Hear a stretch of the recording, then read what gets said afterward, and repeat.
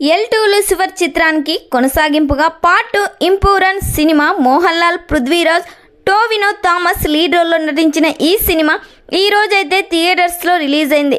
ఇక కథ విషయానికి వస్తే లూసిఫర్లో ఏముందో సేమ్ పార్ట్ 2లో కూడా అదే కథ ఉంటుంది. అసలు కథ ఏంటంటే పీకే రామదాస్ చనిపోయిన తర్వాత అతని కొడుకును సీఎం చేసి మోహన్ లాల్ అజ్ఞాతంలోకి వెళ్ళిపోతాడు. అతడు అజ్ఞాతంలోకి వెళ్ళిపోయిన తర్వాత టోవినో థామస్ పెద్ద ఎత్తున అవినీతికి పాల్పడతారు. ఆ పార్టీకి వ్యతిరేకంగా పనులు చేయడంతో అతన్ని సస్పెండ్ చేస్తుంది. మళ్ళీ టోవినో థామస్ కొత్త పార్టీ పెట్టి కేంద్రంలో ఒక పార్టీకి పొత్తు పెట్టుకొని మళ్ళీ అధికారంలోకి రావాలని చూస్తాడు.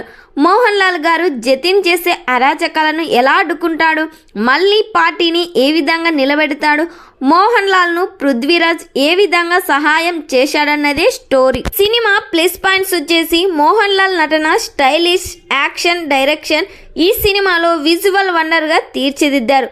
మైనస్ పాయింట్స్ వచ్చేసి రొటీన్ స్టోరీ, ఈ సినిమా లెంత్ ఎక్కువగా ఉండడం, ఫైట్ సీన్స్ స్లో మోషన్లో ఎక్కువగా చేయడం, ఈ మూవీ ఓవరాల్గా యావరేజ్ అనిపించింది. ఈ సినిమాకి నేను ఇచ్చే రేటింగ్ 5/2.